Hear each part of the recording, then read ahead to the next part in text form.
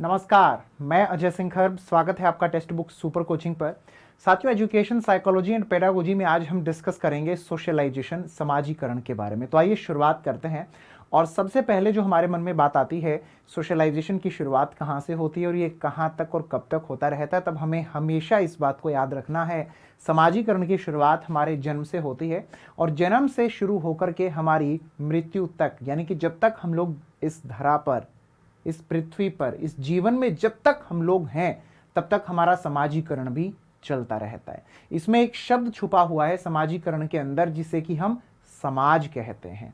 Socialisation के अंदर एक शब्द जो छुपा हुआ है, उसे हम लोग सोसाइटी कहते हैं। तो ये सोसाइटी क्या होती है, समाज क्या होता है, आइए साथियों एक बार इसे हम लोग समझने का काम करते हैं। समाज होता है लोगों का समूह। किन लोगों का समूह? वही सब जो आपके, मेरे, हम सबके चारों ओर रहते हैं। आप अभी कहां रहते हैं? आपके चारों ओर कौन रहते हैं? परिवार, पड़ोस, विद्यालय, कॉलेज और भी बहुत कुछ जो कि आपके इर्द गिर्द, आपके चारों ओर रहने वाले जो भी हैं, वही आपका समाज है। तो समाज लोगों का समूह।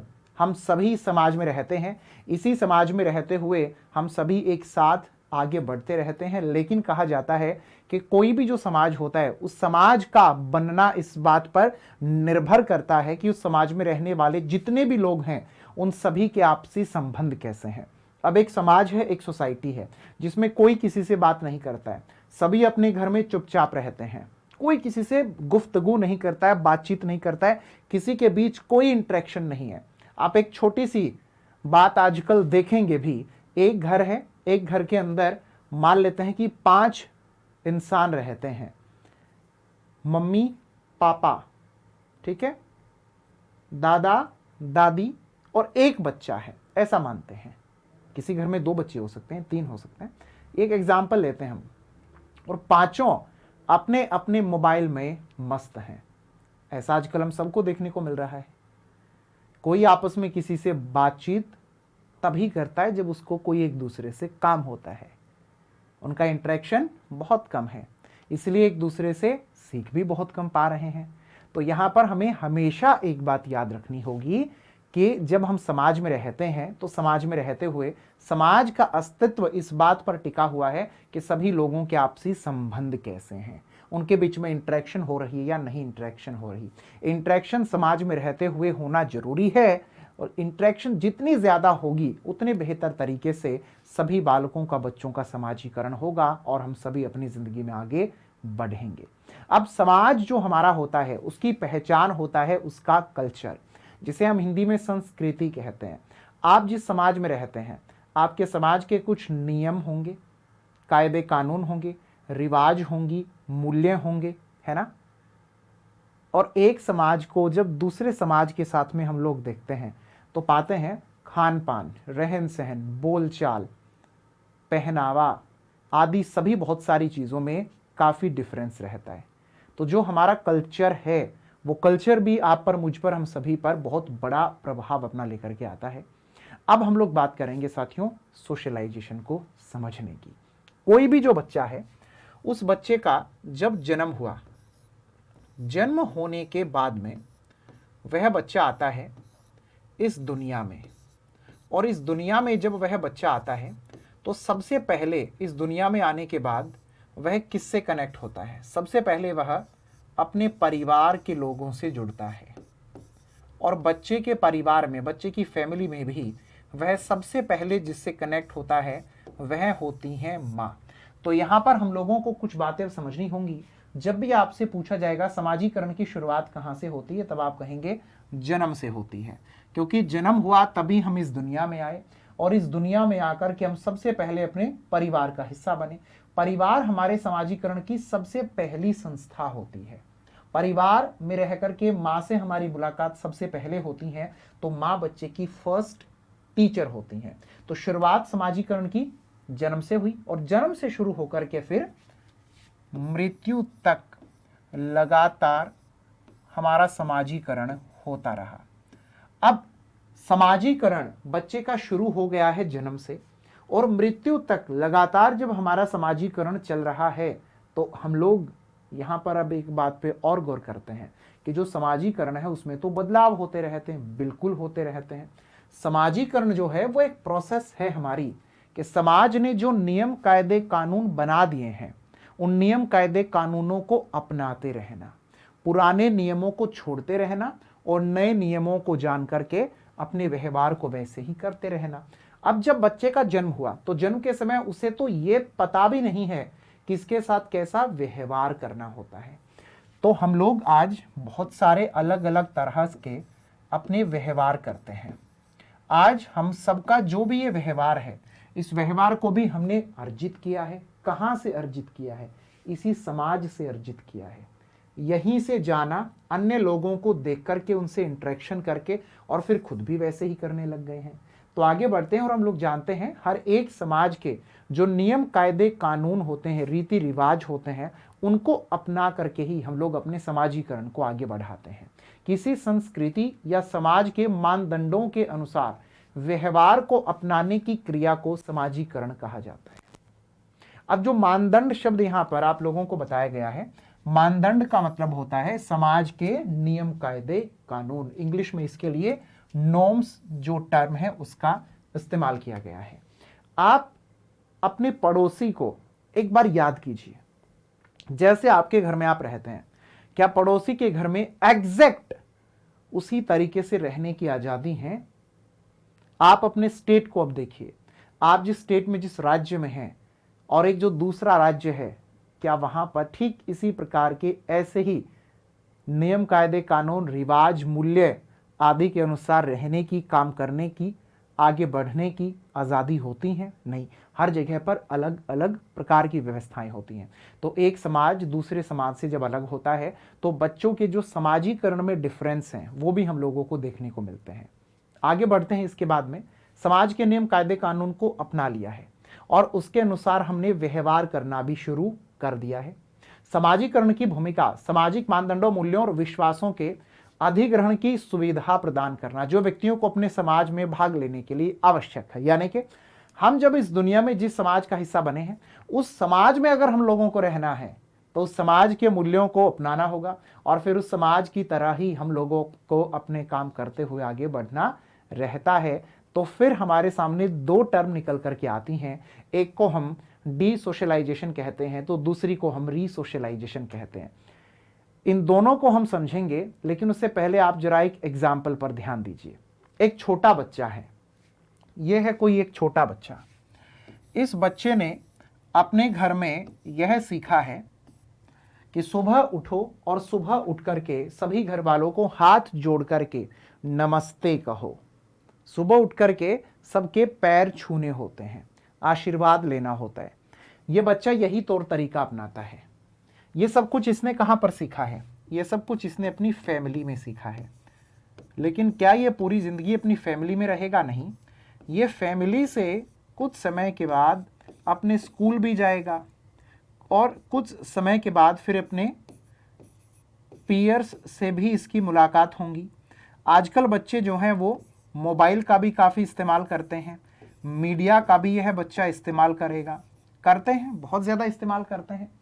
तो क्या बच्चा जब विद्यालय में पहुंचेगा, अपने दोस्तों के साथ रहेगा, अलग अलग तरीके के मीडिया के टूल्स का इस्तेमाल करेगा, तो क्या वो बच्चा काफ़ी कुछ नया नहीं जानेगा? जानेगा। ये बच्चा जब स्कूल में गया तो इसने देखा हाथ जोड़कर के नमस्ते तो कोई भी नहीं कर रहा है। सभी बच्चे वहाँ पर ऐसे एक दूसरे से बोल रहे हैं हाय, हेलो, इस तरीके से कर रहे हैं। नमस्ते की जगह स्कूल में good morning madam, good morning sir, ऐसे बोल रहे हैं। तो ये बच्चा अब क्या करेगा? धीरे धीरे जो इसने परिवार में रह करके जाना था उसे छोड़ देगा और जो स्कूल में रह करके नया इसे तौर तरीका मिल रहा है उसे अपना लेगा। और ये आपकी मेरी हम सबकी जिंदगी में चलता है। स्कूल के बाद में बच्चा अपने दोस्तों से मिलता है, वहाँ से फिर कुछ चीज़ें सीख लेता है। जो मीडिया का हम लोग इस्तेमाल आजकल कर रहे हैं, यूट्यूब का, व्हाट्सएप का, फेसबुक का, टेलीग्राम का, बहुत सारे अलग अलग हैं ऐप, वहाँ से बच्चे कुछ नई चीज़ें सीख लेते हैं, उनके व्यवहार में आ जाती हैं। तो बेटा जो डी सोशलाइजेशन और री सोशलाइजेशन टर्म है, इनको समझेंगे, काफी आसान है और आपके पेपर में आपसे पूछी जा सकती हैं। डी सोशलाइजेशन, इसका मतलब सीधा सा होता है जो पुराने नियम कायदे कानून और व्यवहार थे उनको छोड़ देना। जो पुराने नियम हैं, व्यवहार हैं, उनको छोड़ देना।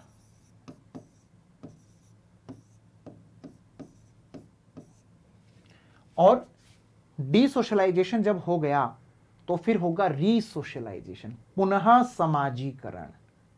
रीसोशलाइजेशन, नए नियम कायदे कानून व्यवहार, तो जो नए व्यवहार हैं उन नए व्यवहार को अपना लेना। अपनाना, किसे अपनाना? नए व्यवहार को अपनाना। और नया व्यवहार तब तक हम लोग नहीं अपना सकते जब तक हम पुराने व्यवहार को छोड़ नहीं देते हैं। Desocialization involves the loss of self identity, जो हमारी अभी तक की पहचान है, जो अभी तक का हमारा व्यवहार है, जो तौर तरीके हैं, उसको हम लोग डीसोशलाइजेशन के माध्यम से छोड़ देते हैं।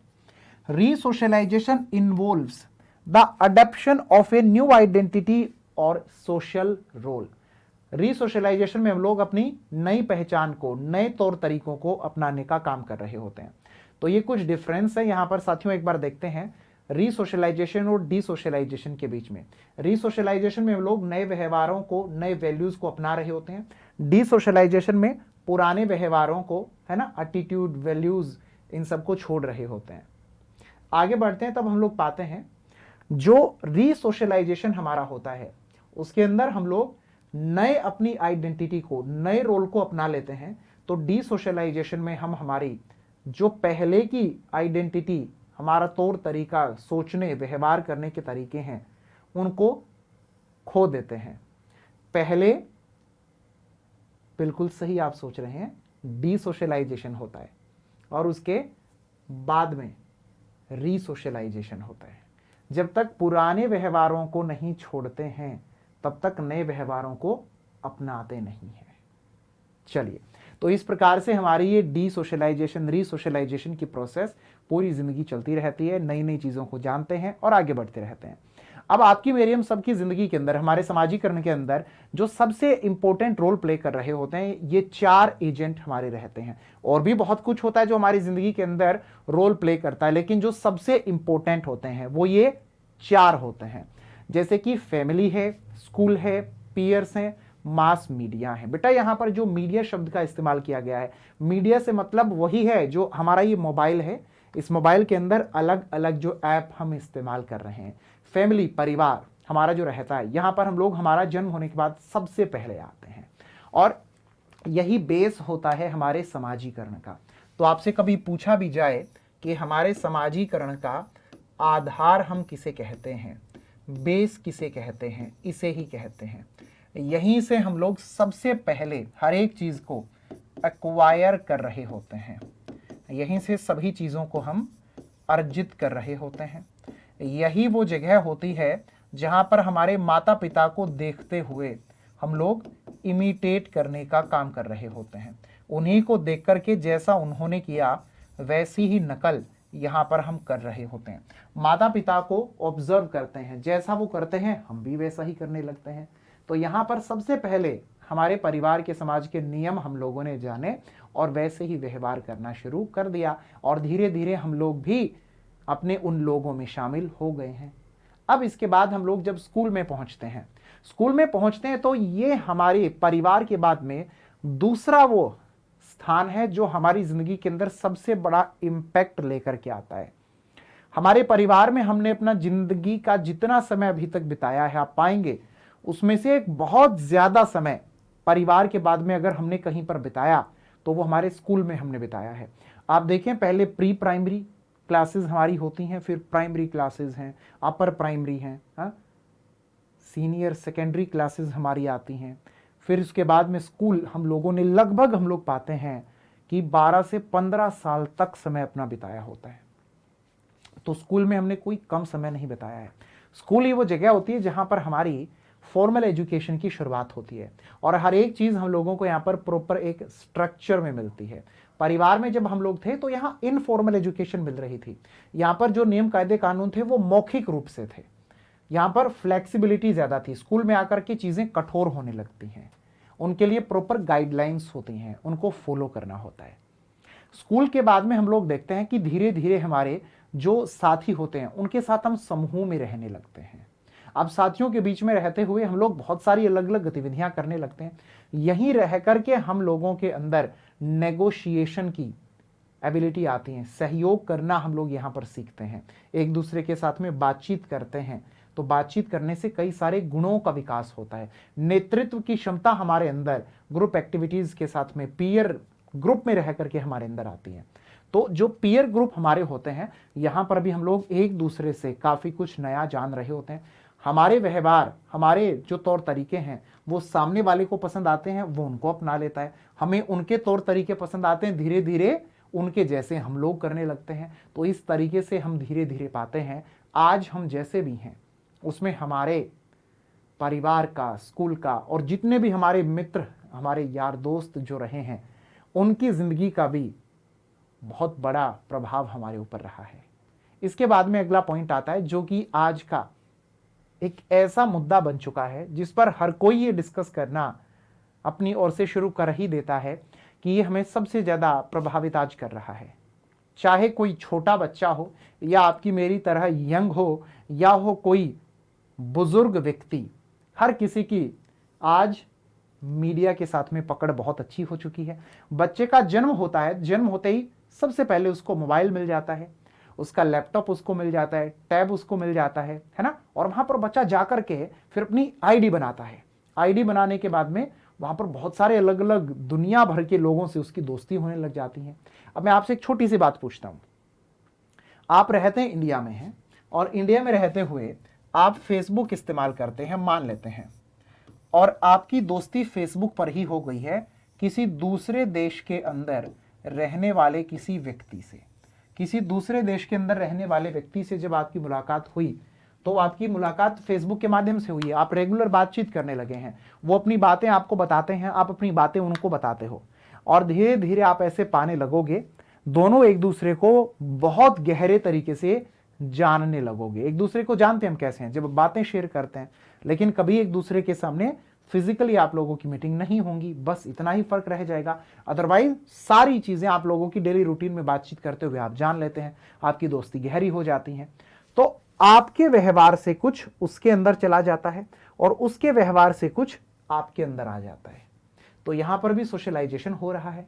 यूट्यूब पर किसी ने एक वीडियो बना करके पोस्ट कर दी, अपलोड कर दी, उसे देख करके पूरी दुनिया वैसे करने लगती है।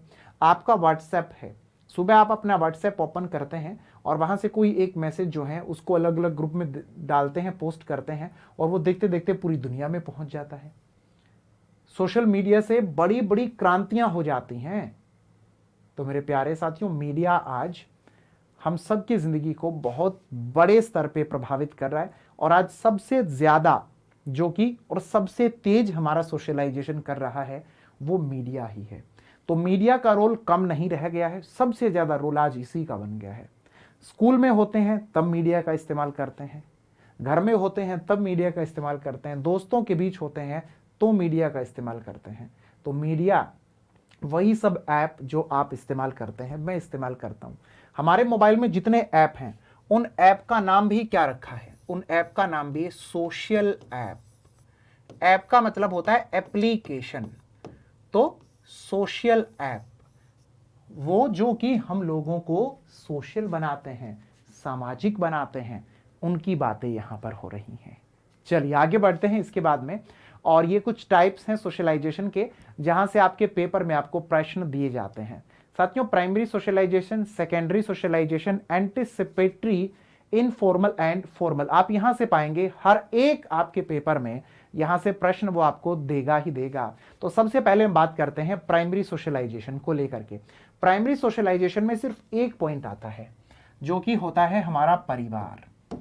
आपको यहां पर सिर्फ एक पॉइंट याद रखना है। प्राइमरी सोशलाइजेशन वह होता है जिसका संबंध हमारे परिवार से होता है। इनसाइड द फैमिली,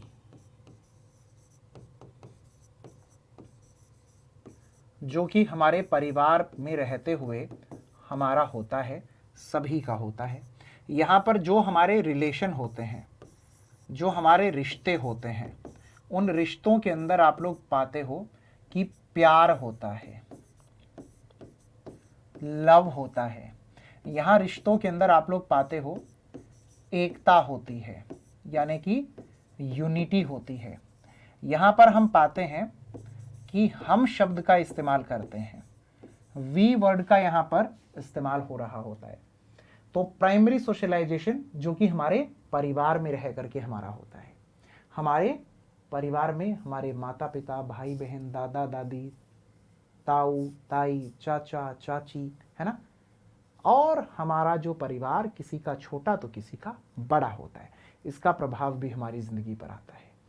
सेकंड हमारा आया सेकेंडरी सोशलाइजेशन, जिसे हम गौण समाजीकरण कहते हैं।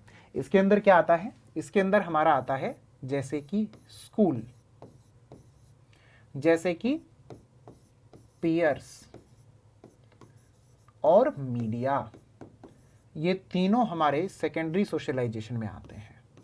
यहां पर जो रिलेशन होंगे वो रिलेशन कैसे होते हैं? सबको अपने आप से मतलब होता है, ये जरूरत पर आधारित रिश्ते होते हैं, नीड बेस्ड रिलेशंस होते हैं। जरूरत से मतलब होता है, मैं का भाव होता है, सिर्फ अपने आप से मतलब होता है। और ये हमारे होते हैं आउटसाइड द फैमिली, जो कि फैमिली से, परिवार से बाहर हमारे होते हैं, उनकी बात यहां पर की जा रही है सेकेंडरी सोशलाइजेशन के माध्यम से। तो दोनों आपको अच्छे से क्लियर हो गए हैं। अब एक पॉइंट हमारा बनता है जिसे कि हम पड़ोस कहते हैं, और आपके पेपर में आपसे यह पूछा जाएगा पड़ोस जो है वो किस में आता है। तब आप आंसर करेंगे जो पड़ोस है वो सेकेंडरी में भी आता है, और सेकेंडरी के साथ साथ पड़ोस जो है वो प्राइमरी में भी आता है। अकॉर्डिंग टू क्वेश्चन, जब पड़ोस को फैमिली के साथ लिख करके दिया गया है तो वो प्राइमरी के साथ में आता है, और जब पड़ोस को स्कूल के साथ लिख करके दिया गया है, स्कूल के साथ जोड़ करके दिया गया है, तो वो सेकेंडरी में आता है। 4 एजेंट मेन है, फैमिली प्राइमरी में, और सेकेंडरी में स्कूल, पीयर और मीडिया। इनको आप याद रखेंगे। चलिए आगे बढ़ते हैं। बात आती है बेटा एंटीसिपेटरी सोशलाइजेशन की, प्रत्याशित समाजीकरण की। कई बार आपने कुछ लोगों को यह कहते हुए सुना होगा कि जब हम माता पिता बन जाएंगे तो हम अपने बच्चों को ऐसे नहीं रखेंगे, हम तो अपने बच्चों को ऐसे रखेंगे, ये सब कुछ देंगे, इस चीज की फ्रीडम देंगे, ऐसा करवाएंगे, वैसा करवाएंगे, है ना। ये सब कुछ बातें, क्या वो अभी माता पिता बन गए हैं? नहीं। क्या उनकी अभी शादी हो गई है? नहीं। लेकिन वो फिर भी ऐसी बातें कर रहे हैं। तो आप ध्यान देंगे, जो हम आज हैं, जैसे भी हैं, और ऐसे होते हुए जो हम भविष्य में होने वाले हैं, उन चीजों को लेकर के खुद को अभी से जो हम तैयार कर रहे हैं कि हम जब कभी होंगे अपने नए रोल के अंदर तो हम ऐसे होंगे, ये जो हम लोग कर रहे हैं, ये क्या है? इसे एंटीसिपेटरी सोशलाइजेशन कहा जाता है। हम टीचर बनेंगे, हम ऐसे टीचर बनेंगे। क्या अभी टीचर बन गए हैं? नहीं, अभी टीचर नहीं बने हैं। जब बन जाएंगे उसके बाद में कैसे होंगे, उसकी अभी से तैयारी कर लेना। तो भविष्य में हम लोग जिन भी रोल के अंदर शामिल होंगे या होना चाहते हैं, उनको लेकर के अभी से उनकी जो तैयारियां, अभी से उनके लिए नियम कायदे कानून अपने लिए जो बना करके खुद को हम उस रूप में ले जाने की कोशिश करने लगते हैं, इसे हम एंटीसिपेटरी सोशलाइजेशन, और हिंदी में इसे हम प्रत्याशित समाजीकरण कहते हैं। एकदम आसान है, बिल्कुल भी मुश्किल नहीं है। अगला पॉइंट साथियों हमारे सामने आता है इनफॉर्मल एंड फॉर्मल सोशलाइजेशन, अनौपचारिक और औपचारिक समाजीकरण। तो आप ध्यान से देखिए, समझिए जरा। जो आपको अनौपचारिक समाजीकरण दिया गया है, इसकी शुरुआत हो जाती है हमारे जन्म से ही, और यह हमारे जन्म से शुरू होकर के मृत्यु तक लगातार चलता रहता है। ये लचीला होता है। यहां पर ज्यादातर जो भी बातें होती हैं वो मौखिक रूप से होती हैं, ओरल होती हैं। यह हमारा परिवार में होता है, यह हमारा पड़ोस में होता है, हमारे जो मित्र होते हैं उनके साथ में होता है, रिश्तेदारों के साथ में हमारा यह रहता है।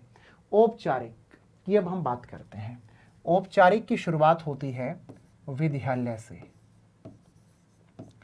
जब हम हमारे स्कूल में गए तब यह हमारा हुआ, हमारे कॉलेज में जब हम पहुंचे तब यह हमारा हुआ, हम जिस धर्म से आते हैं वो भी इसमें आता है, हम किसी संगठन का हिस्सा बन गए हैं वह भी इसी में आता है, हमारी जब जॉब लग जाएगी तो जहां जाकर के हम कार्य करेंगे वो कार्यस्थल भी इसी का हिस्सा होगा।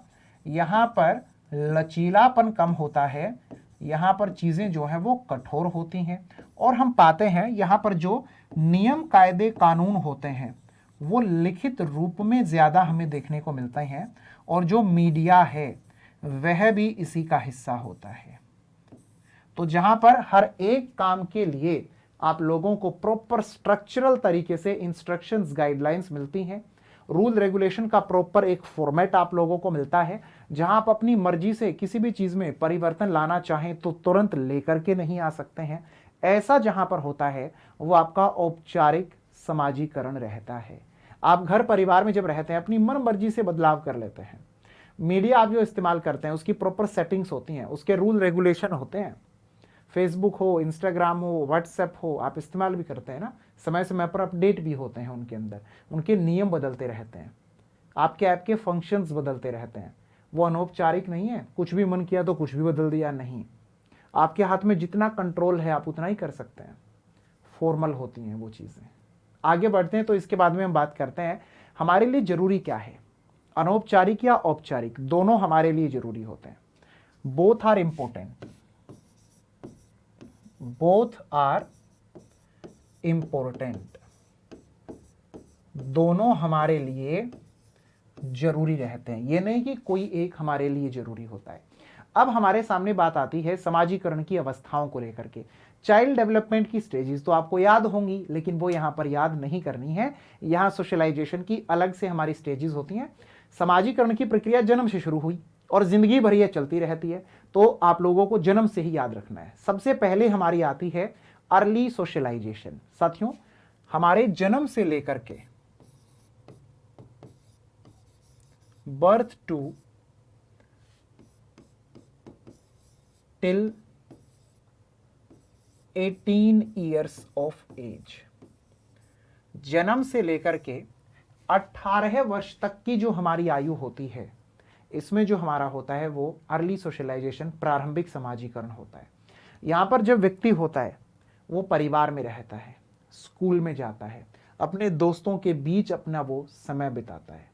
ये सब कुछ जो आपने जन्म से 18 वर्ष के बीच में किया होगा वो सब कुछ आपका अर्ली सोशलाइजेशन में आता है। लेकिन जब आप कॉलेज में जाने लगते हैं, कॉलेज में गए हो, कोई ना कोई कोर्स आप करने लगते हो, आपकी शादी हो जाती है, आप कहीं काम करने लगते हैं, कोई खुद का रोजगार आप बनाने लगते हैं, खुद माता पिता बन जाते हो, एक वक्त के बाद बुढ़ापे में चले जाते हो, तो यह हमारा एडल्ट सोशलाइजेशन होता है।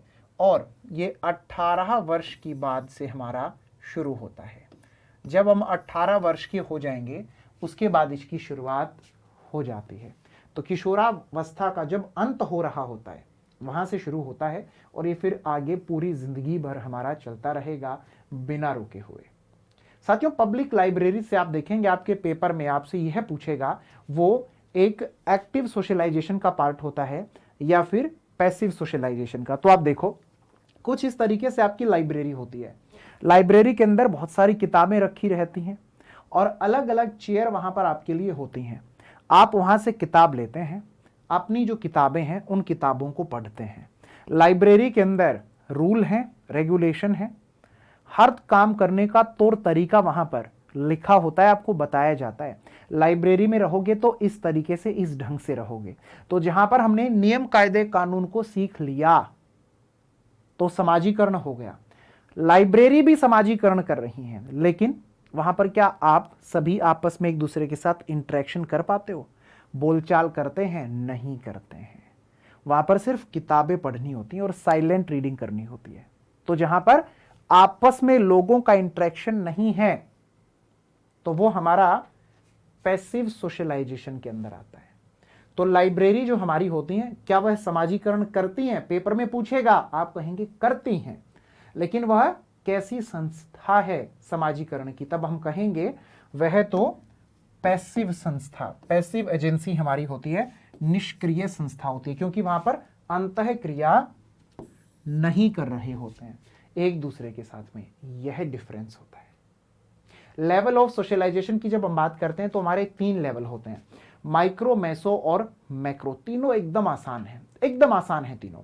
माइक्रो लेवल की जब हम बात करते हैं तो हमारा आता है फैमिली, पीयर, ग्रुप और नेबरहुड। फिर से एक बार रिपीट करते हैं। जब हम परिवार के बीच में रहते हैं, हमारे दोस्तों के बीच में रहते हैं, हमारे पड़ोस में जाकर के जब हम खेलते कूदते हैं, बैठते हैं, बातचीत करते हैं, आज भी हम करते हैं ना ऐसा, तो ये हमारा कौन से लेवल का सोशलाइजेशन है? माइक्रो लेवल का, छोटे लेवल का। मैसो लेवल की साथियों हम बात करते हैं। मैसो लेवल जो हमारा आता है, मैसो लेवल को हम लोग देखते हैं मध्य स्तर का। ये होता है जहां हम स्कूल में जाने लगते हैं, अपने धर्म को जानने लगते हैं। धर्म हमारा क्या कहता है, हमारे धर्म के अंदर क्या बताया गया है, उसके अनुसार व्यवहार में बदलाव लेकर आते हैं। सोशल क्लास, हमारे समाज के अंदर जो श्रेणियां बनाई गई हैं, उनकी समझ जहां पर हम लेने लगते हैं, इसे मेसो लेवल का सोशलाइजेशन कहा गया है। और बेटा जब 3rd नंबर पे आता है मैक्रो लेवल, मैक्रो का मतलब होता है बड़ा। जब आप ग्लोबल कम्युनिटी को समझने लगे हैं, ग्लोबल, इस विश्व को जहां पर आप जानने लगे हैं, हमारे देश के अंदर कैसे है, किसी दूसरे देश के अंदर कैसे है, वैश्विक स्तर पर कैसे क्या हो रहा है। चाइना की बात करते हैं आप, अमेरिका की बात करते हैं, ऑस्ट्रेलिया की बात करते हैं, कनाडा की बात करते हैं, ब्रिटेन की बात करते हैं, न्यूजीलैंड की बात करते हैं, पाकिस्तान की करते हो, बांग्लादेश की करते हो, श्रीलंका की बात करते हो, इंटरनेशनल रिलेशंस को आप समझने लगते हो, तो वो सब कुछ क्या है? वो मैक्रो लेवल का सोशलाइजेशन आपका हो रहा है। मीडिया का आप इस्तेमाल कर रहे हैं, सोशल नेटवर्किंग, आप लोग जितनी भी साइट्स ऐप इस्तेमाल करते हैं, ये सब कुछ मैक्रो लेवल का सोशलाइजेशन आपका, मेरा, हमारा होता है। कितनी आसान है ना, सभी चीज़ें आसान इस टॉपिक के अंदर, बस समझना है किसके लिए कौन सी टर्म का इस्तेमाल होता है। प्ले ग्राउंड, जो कि हम सबको बड़ा पसंद होता है कि हम भी ग्राउंड में पहुँचें, वहाँ पर खेलें, कूदें, मस्ती करें। तो आपके पेपर में आपसे यहाँ पर एक छोटी सी बात यह पूछी जाती है कि जो हमारा प्लेग्राउंड होता है, क्या इसका हमारे डेवलपमेंट में, हमारे विकास में कोई रोल है? तब हम कहेंगे सबसे बड़ा रोल यही इसी का होता है। इसके माध्यम से जो हमारा विकास है वह सर्वांगीण होता है। इसके माध्यम से जो हमारा डेवलपमेंट होता है वो सर्वांगीण होता है, ओवरऑल होता है, 360 डिग्री हमारा होता है। बच्चा जब प्लेग्राउंड में जाकर खेलता है, फिजिकल एक्टिविटी करता है, शारीरिक तौर पर मजबूत बनता है। मेंटल एक्टिविटी कैसे होती है? खेलने के लिए जीत कैसे मिलेगी, उसकी स्ट्रेटजी बनाना, मेंटल एक्टिविटी करता है। आपस में एक दूसरे के साथ बातचीत करते हैं, सोशल एक्टिविटी करता है। सही और गलत का डिसीजन लेना, मोरलिटी उसके अंदर विकसित होती है। आपस में एक दूसरे के साथ खेलते कूदते हैं, कभी हार होती है, कभी जीत होती है। इमोशनल डेवलपमेंट होता है, अपनी फीलिंग्स को समझना, उनको समझ में आता है। एक दूसरे के साथ बातचीत करते हैं, नए नए शब्दों को समझते हैं, लैंग्वेज डेवलपमेंट होता है। तो physical, mental, social, moral, emotional, language, सभी क्षेत्रों का विकास करता है हमारा खेल का मैदान। तो बच्चों को खेल के मैदान से आप दूर मत रखिए। खेलने कूदने का मतलब सिर्फ यही नहीं है कि बच्चे आपस में बातें कर रहे हैं। खेलने कूदने से मतलब है कि उसके सभी क्षेत्रों का विकास हम कर रहे हैं। आपकी स्क्रीन पर आपको इस वक्त लिखा हुआ नजर आ रहा होगा, मैं, मुझे, है ना, स्वयं। तो ये एक सिद्धांत है, आई, मी एंड सेल्फ थ्योरी। ये जिसने दी है उनकी फोटो तो आपने देख ली, इनका नाम भी आपकी स्क्रीन पे है, G.H. मीड। बेटा G.H. मीड का पूरा नाम है जॉर्ज हर्बर्ट मीड। ये रहने वाले हैं अमेरिका के। फिलोसफर के तौर पर ये जाने जाते हैं, सोशियोलॉजिस्ट के तौर पर जाने जाते हैं, और ये जाने जाते हैं साइकोलॉजिस्ट के तौर पर। और इन्होंने इंटरेक्शन के बारे में बात कही है। बड़ी छोटी सी इनकी थ्योरी, बहुत ज़्यादा बड़ी नहीं है। इन्होंने सिंपल सी बात कही है, बस वो बात क्या कही है वही हम लोगों को समझना है। ये कहते हैं अपनी थ्योरी के अंदर इंटरेक्शन जो है वो बहुत ज्यादा जरूरी है। ये कहते हैं इंटरेक्शन जो है वो बहुत ज्यादा जरूरी है। अंतः क्रिया आप जब तक नहीं करवाएंगे तब तक सेल्फ का कॉन्सेप्ट तैयार नहीं होता है। तो सेल्फ का कॉन्सेप्ट तैयार तभी होगा जब सामाजिक प्रक्रिया होगी। मीड के अनुसार स्वयं का विकास एक सामाजिक प्रक्रिया है जो दूसरों के साथ अंतःक्रिया और प्रतीकों के उपयोग से होता है। यानी कि जो आज हम हैं, हम आज जैसे भी हैं, हम ऐसे तब तैयार हो पाए, हम ऐसे तब बन पाए हैं जब हम लोगों ने समाज के साथ अंतःक्रिया की है। अगर हम लोगों ने समाज के साथ इंटरेक्शन नहीं की होती तो हम लोग आज जैसे हैं, हमारा जो आज सेल्फ कॉन्सेप्ट है वो ऐसा बना ही नहीं होता। जीएच मीड ने सिद्धांत दिया कि एक व्यक्ति स्वयं को दो दृष्टांतों में वर्गीकृत करता है। यानी कि क्या कहते हैं, आइए आपको बताते हैं। ये कहते हैं एक होता है आई और दूसरा होता है मी। इस आई और मी से मिलकर के सेल्फ बनता है। तो साथियों, जो हम लोगों को यहां पर आई दिया गया है, मैं दिया गया है, इसका मतलब होता है वह जो कि हम लोग होते हैं, जो हमारे कॉन्सेप्ट हैं। क्लियर है? उसके बाद में इन्होंने कहा मी, मुझे। मुझे का मतलब है जो कि हमारे समाज से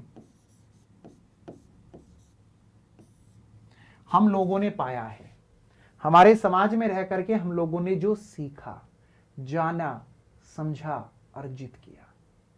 अब जो कि मैं, हम लोग अपने आप में जैसे भी हैं, समाज के साथ जुड़े, कनेक्ट हुए, इस समाज से कनेक्ट होने के बाद फिर बनता है सेल्फ का कॉन्सेप्ट।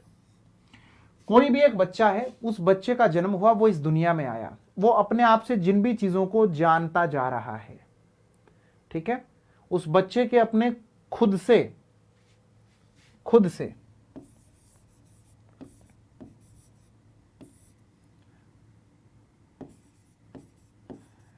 अपने आप से जितने भी एक्सपीरियंस होते जा रहे हैं, उसके बाद जब वो समाज के साथ जुड़ा, समाज के साथ जुड़ करके जो भी सीखा, जाना, समाज में रहकर अर्जित किया, तो यहां से क्या हुआ, बहुत बार लगता है जो मैं जानता था वो तो बड़ा गलत था। समाज से जब कुछ मिलता है तो उसके बाद में हम लोग रिफाइन हो जाते हैं और फिर हम लोग तैयार होते हैं। इसे सेल्फ कहा गया है। तो हम आई और मी का मिश्रण हैं। हम खुद से और जो हम समाज से बने हैं उसका मिश्रण सेल्फ होता है। इतनी आसान सी बात इन्होंने कही है। तो उम्मीद करता हूं आपको सब अच्छे से समझ में आया होगा। चलो, तो अब आपके सामने कुछ प्रश्न हैं, उनको देखते हैं कैसे प्रश्न वो आपको देता है पेपर में। आंसर भी मैंने हाईलाइट कर दिया है, सिर्फ समझेंगे कि प्रश्न ऐसे देते हैं। बच्चे के समाजीकरण का उद्देश्य होता है, 4 ऑप्शन आपको दिए जाएंगे, तो आप लोगों को याद रखना है, सामाजिक समूह द्वारा अपेक्षित कार्यों के स्वरूप विकसित करना। यानी कि जिस समाज में बच्चे का जन्म हुआ है, जहां पर वो बच्चा रहता है, उस समाज की कुछ अपेक्षाएं होती हैं बच्चे से कि वो समाज के अंदर रहते हुए ऐसा बने, और उन्हीं के अनुसार बच्चा वैसे खुद को विकसित जो करने लगे। तो यही समाजीकरण का उद्देश्य है। आपके पेपर में आपको दिया जाएगा what is the primary environment for nurturing children. Primary socialization, सबसे पहले बच्चा कहाँ का हिस्सा बनता है, परिवार का बनता है। परिवार के बाद में फिर बाकी जगहों का वो हिस्सा बनेगा। अगला प्रश्न बेटा हमारा आता है, निम्न में से किसको विद्यालय में समाजीकरण को विशिष्ट अवस्था माना जाता है। बच्चा कब जाने लगा है विद्यालय में, इन्फेंसी स्टेज में नहीं, चाइल्डहुड में जाने लगता है। 2 वर्ष का होने के बाद वो स्कूल जाने लगता है, बाल्यावस्था। पेपर में आपको दिया जाएगा सहकर्मी समूह डैश के कारक हैं। पीयर ग्रुप हमारा प्राइमरी में नहीं आता है, अभी आपको मैंने बताया था, इन सभी को हमने समझा है। तो किसके अंदर आता है, सेकेंडरी सोशलाइजेशन के अंदर। आपके पेपर में आपको दिया जाएगा मानव ज्ञान के विकास के आधार पर अनुमानित चरणों की एक श्रृंखला के माध्यम से समाज की प्रगति डैश के रूप में जानी जाती है। समाज की प्रगति। आज से 10 साल पहले क्या ऐसा ही माहौल था? क्या आज से 10 साल बाद ऐसी ही ये दुनिया रहेगी जैसे आज हम हैं? हमारे चारों ओर की व्यवस्थाएं नहीं बदल जाएंगी। तो ये हमें पता चलता है सोशल चेंज से, और समाज में निरंतर परिवर्तन आते रहते हैं। तो उम्मीद करता हूँ आज की क्लास में आपको काफ़ी कुछ समझ में आएगा और बहुत बेहतरीन तरीके से आप इस कॉन्सेप्ट को समझ चुके हैं। अब हम अगली क्लास में मुलाकात करेंगे। तब तक आप सभी खुश रहो, स्वस्थ रहो और अपना ख्याल रखना। शिक्षा जगत से जुड़कर राष्ट्र निर्माण में सहयोग करने के लिए आप सबका प्रेमपूर्वक धन्यवाद।